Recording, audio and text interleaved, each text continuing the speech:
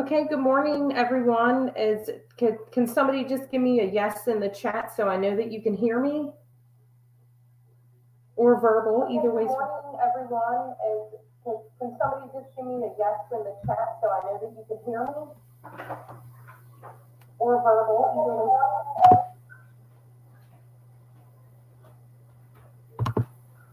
Heather, you may need to close out YouTube on your browser. We're getting the echo from the YouTube being a little bit off time-wise.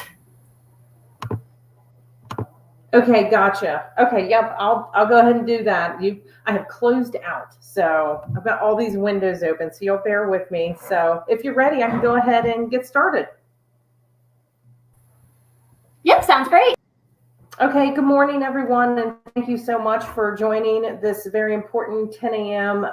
Topic. My name is Heather Moritz, and I am one of the co-chairs of the Environmental Health Action Team for the Healthy St. Mary's Partnership.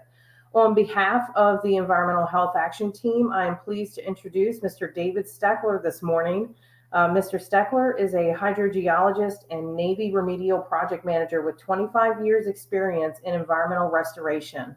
One of his most recent projects, he has been working on issues pertaining to per and polyfluoroalkyl substances, better known as PFAS, since the Department of Defense became aware that these emerging chemicals of concern may be present at military installations. This session will not have a Q&A portion at the end, but if you do have any questions, please submit them to stmaryspartnership@gmail.com. And we will be more than happy to follow up with you after the session. We will get that in the link so you have that. And then I also will put the St. Mary's County Health Department link to our PFAS page where we like to update any information we receive from the EPA and MDE regarding PFAS. So I'll include that too. So everyone, please welcome Mr. David Steckler.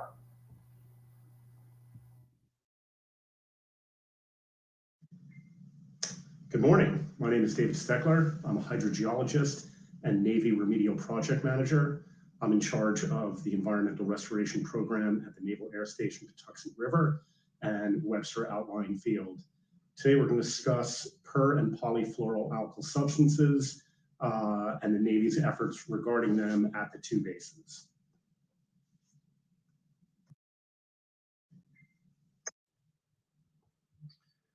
I'm going to discuss what are PFAS and sources of PFAS, CERCLA and Navy PFAS policy, the Basewide preliminary assessments, the site inspections, and then I'll discuss the SI report contents and schedule, as well as the future phases of investigation.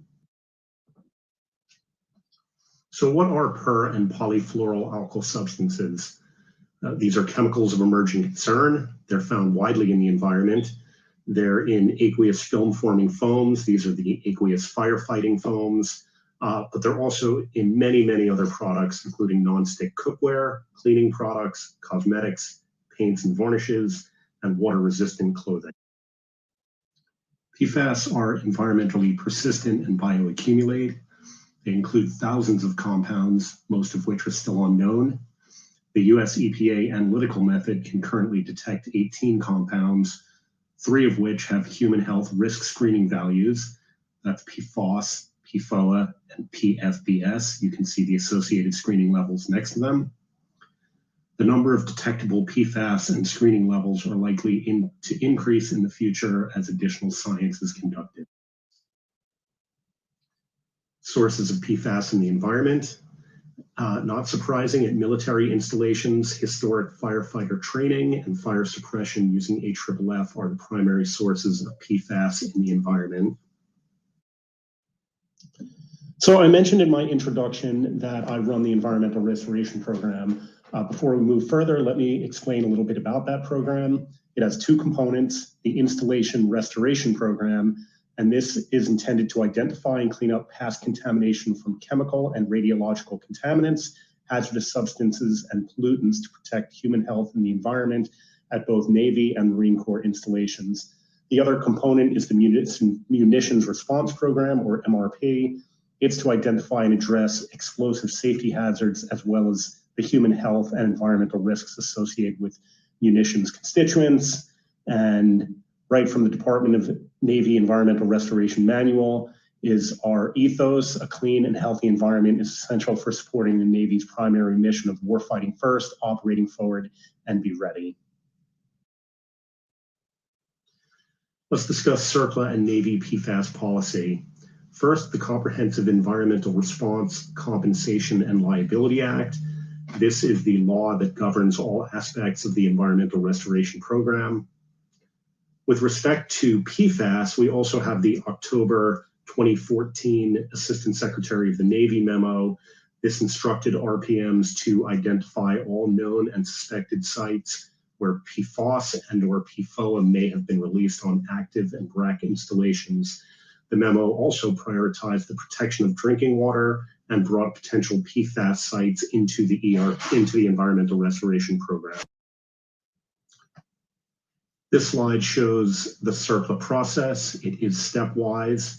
We have already completed step 1, which is the preliminary assessment. We're in the process of wrapping up step 2, which is the site inspection. All of the areas of interest that I will be talking about are also moving on to step 3, which is the remedial investigation. And then the results of the remedial investigation will tell us whether we need to future steps like the feasibility study and proposed plan. So the Basewide preliminary assessment, again, that is the first step in the CERCLA process. It is a desktop evaluation. We looked at crash reports, fire suppression system release reports, fire truck and equipment check records, aqueous firefighting foam purchase records. We've interviewed firefighters, and we also looked at other industrial operations associated with PFAS. The results for PAX River, there were 16 areas of interest identified. Not surprisingly, these were firefighter training areas, firefighter demonstration areas, and crash response areas. There were also 3 environmental restoration program sites that we added. This is Site 34, which was tested for PFAS unrelated to the preliminary assessment, and 2 former landfills because it's possible that HSMP was disposed of them in the past. This figure shows both the areas of interest as well as the 3 environmental restoration sites added. The areas of interest are in yellow and the sites are in purple.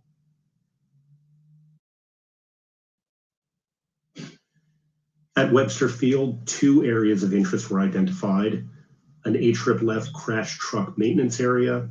This is where equipment spray checks were conducted to ensure that the equipment was in good working order. Those were discontinued in the 1990s. The equipment is still checked, of course, to ensure that it's in good working order, but now it's only done with water.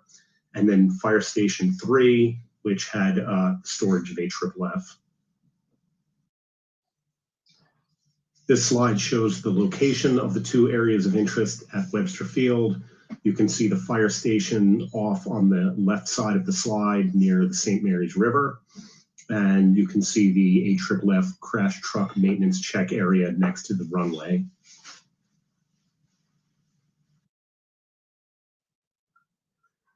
So the site inspections, this is the second step of the CERCLA process. It's designed to answer the question, is PFAS present in environmental media at identified areas of interest? We're focused on likely movement pathways, collected soil samples, in situ grab groundwater samples, and surface water and sediment samples if they were present at the site. This slide is an example of one of our site inspection areas of interest. You can see we show surface water flow in light blue arrows and likely groundwater flow in the dark blue. The blue dots are in situ grab groundwater samples, and the red are soil samples. Same thing, this is Firehouse 3 at Webster. You can see the likely direction of surface water and groundwater flow is towards the river. And we had samples surrounding the building to ensure that if there were releases, we would identify them. Before we discuss the site inspection results, I'd like to discuss the conceptual site model and the drinking water evaluation that we conducted. First, PFAS releases impact shallow groundwater only. Shallow groundwater discharges to nearby streams and rivers, and deeper groundwater is protected by thick clay layers that isolate aquifers from the surface releases. There are no known concerns with off-base drinking water supplies, and both bases drinking water supplies have been sampled twice. There were no detections of PFAS. This slide is a visual representation of the conceptual site model. If you look at the call-out box at the top, you see firefighters responding to a fire. They're using aqueous firefighting foam. Some of that foam inevitably gets into the soil and shallow groundwater, but then the shallow groundwater discharges to the Chesapeake Bay. You can see the thick confining units that protect the deeper groundwater supplies. Here's another visual representation of the conceptual site model. Again, shallow groundwater discharges very quickly to the Chesapeake Bay in this case, or possibly the Patuxent River, or even smaller water bodies on base. And you can see the thick confining units that protect both the Piney Point and Aquia aquifers. Returning to the site inspection results, field work was completed in October of last year. We received the final validated data in December. There were detections of PFAS, PFOA, and/or PFBS in groundwater in areas of interest at PAX River and both areas of interest at Webster Field. And concentrations were above applicable screening levels. And as you'll hear a little later in the presentation, all of these areas of interest will be moving to the next circle of phase. To note, in the following slides that I will be presenting results, I'll be focusing on groundwater in the interest of time. However, the soil data is there as well for review. This is Firehouse 3 at Webster Field. You can see the groundwater data is in blue and the soil data is in red. At the Fire Station 3, concentrations in groundwater ranged from 343 parts per trillion of PFBS in WT01 off the northeast corner of the building to 84,757 parts per trillion of PFAS in WT02 off the northeast corner of the building. The next area of interest is the crash truck maintenance check area. At this area of interest, concentrations in groundwater range from non-detect for PFOA in WT06 in the southwest portion of the area of interest to 367 part per trillion of PFAS in WT04 at the southern edge of the area of interest. At PAX River, again, PFAS was detected at all 16 areas of interest. 4 contained concentrations of PFAS or PFOA in shallow groundwater above 10,000 parts per trillion. 3 contained concentrations between 1,000 and 10,000 parts per trillion, and 9 contained concentrations between 100 parts per trillion and 1,000 parts per trillion. In the interest of time, the following presentation focuses on the 4 areas of interest with concentrations above 10,000 parts per trillion. However, there are figures for the remaining 12 areas of interest at the end of this presentation. This figure shows the 4 areas of interest with concentrations in shallow groundwater above 10,000 parts per trillion. The first area of interest at PAX River is the crash truck daily equipment inspection area. Concentrations in groundwater range from less than 1 part per trillion of PFBS in WT05, the south end of the area of interest, to 35,787 part per trillion of PFAS in WT03, the south edge of the area of interest. Next area of interest is the Air Operations Fire Station. It's Building 103. Concentrations in groundwater range from 7.59 parts per trillion of PFBS in WT08 in the southern portion of the area of interest to 30,406 parts per trillion of PFAS in WT01 off the northeast corner of the building. The next area of interest is former Site 41, the firefighting burn pad. Concentrations in groundwater range from less than 1 part per trillion of PFBS in WT01 just off the northeast corner of the AOI, to 23,765 parts per trillion of PFAS in WT05 in the middle of the burn pad.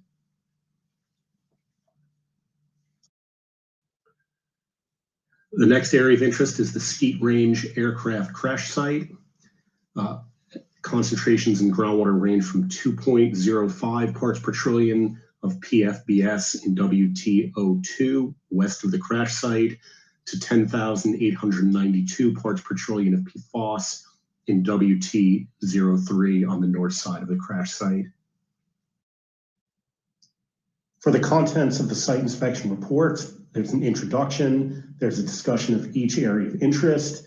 That includes a site description and history, the environmental setting, the sampling results in comparison to applicable screening levels, summary conclusion, figure, tables, and appendices. The schedule for the site inspection reports. Webster Fields was finalized in May 2021. That is available on our public website, which you see there. The Naval Air Station Patuxent River, because we had 16 areas of interest, we broke the reports up into 3 to 4 area of interest phases to speed up publication and release. The final report will include all areas of interest in a single document. Phase 1, this covers 3 areas of interest. That was finalized in September of this year. Phase 2, the draft is under regulatory review. We hope to finalize that in January 2022. And phases 3 and 4, those drafts are underway. We hope to finalize them in the summer and fall of next year. Now let's talk about the future phases of investigation. PFAS was detected at all the areas of interest above applicable screening levels. Therefore, all of them have moved on to the next step in the circular process. This is the remedial investigation. It includes a nature and extent of PFAS impacts. It will examine the fate and transport of PFAS in environmental media, and it will include quantitative human health and ecological risk assessments. Towards that end, we awarded $3.6 million in 2020, and then an additional $2.2 million this year. In closing, let me just reiterate, here is the NAS Patuxent River Environmental Restoration public website. There are also 2 other PFAS-focused informational websites that you might like to look at. And finally, if you have any questions about the program, don't hesitate to contact Patrick Gordon. He is the base public affairs officer. There's his email address, and be happy to answer any questions. Thank you.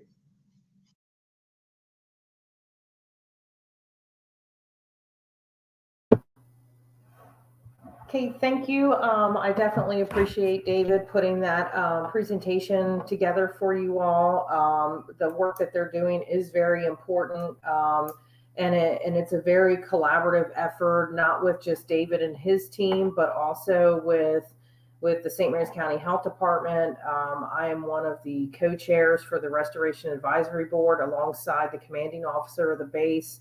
And this is the means for David and his team to be able to update us on an annual or a biannual of their efforts with dealing with the PFAS on the 2 naval the bases in St. Mary's County. Also included is the EPA as well as Maryland Department of the Environment, and the Metropolitan Commission has also been involved in some of our efforts with their public drinking water supplies. So it is a big initiative, and a lot of us are part of the research and hopefully the solution.